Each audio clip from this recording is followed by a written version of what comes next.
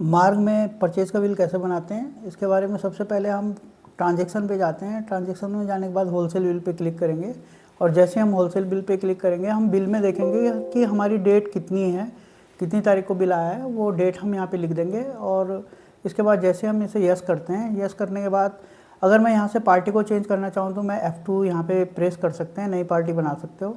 तो purchase bill में invoice number हम यहाँ पे डाल देंगे पार्टी का, यानी जिस इनवॉइस पे बिल आया है और जो इसकी ड्यू डेट है। मान लेते हैं इसकी ड्यू डेट 17/3/2026 है और ये एक अनरजिस्टर्ड डीलर है, तो हम यहाँ पे अनरजिस्टर्ड डीलर डाल देंगे और नो कर देंगे। अब हमें कुछ आइटम्स लेनी है, जैसे एल्बेंडाजोल टैबलेट, इसका बैच नंबर हम यहाँ पे डाल देते हैं।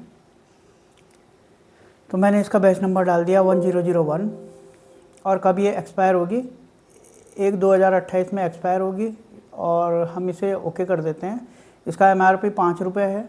मैं यहाँ पर और फ्री मिलेगी 58। मैं यहाँ पे MRP चेंज करना चाहूँ तो मैं यहाँ पे MRP को चेंज कर सकता हूँ और यहाँ पर आपको 1000 के साथ 58 डील दिखा रहा है।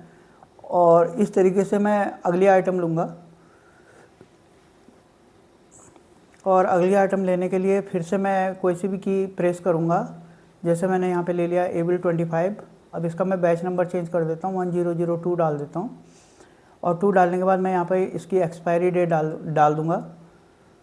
जैसे मैंने यहाँ पे एक्सपायरी डेट डाली है 1 जनवरी 2027 और इसका MRP 1 रुपये दिखा रहा है, क्योंकि मैंने यहाँ पर 1 रुपये इसका परचेजिंग रेट सेट किया है। मैं यहाँ पे फ्री, यहाँ पे 500 के साथ 25 फ्री, तो यहाँ पे 30 पैसा परचेजिंग रेट है। सॉरी दोस्तों, यहाँ पे 30 पैसा परचेजिंग रेट है, क्योंकि यहाँ पे और मैं यहाँ पे इसको जैसे रहने देता हूँ। और इसके बाद मुझे अगली आइटम लेनी है डेक्सोना। तो डेक्सोना का फिर से मैं इसका बैच नंबर डाल देता हूँ। उसके बाद मैं इसकी एक्सपायरी डालूँगा और एक्सपायरी डालने के बाद इसका जो परचेजिंग रेट है वो 1 रुपये है। मैं इसका परचेजिंग रेट यहाँ पर चेंज करना चाहता हूँ तो मैं यहाँ पे चेंज कर सकता हूँ, और अगर मुझे वैसे रखना है तो मैं वैसे रहने दूँगा, है नहीं। फ़िलहाल मैं इसका 3 रुपये परचेजिंग रेट डाल देता हूँ और उसके बाद मैं इसको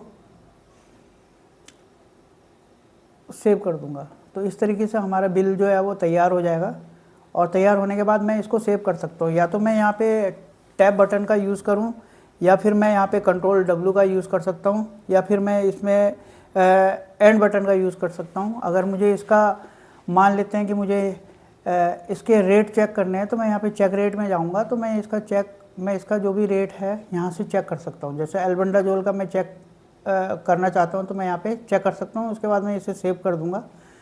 सेव करने के बाद मैं इसका प्रिंट देखूंगा कि इसका प्रिंट किस तरीके से आ रहा है। अब आप देख रहे हैं कि एक बिल हमारा प्रिपेयर हो चुका है परचेज़ का।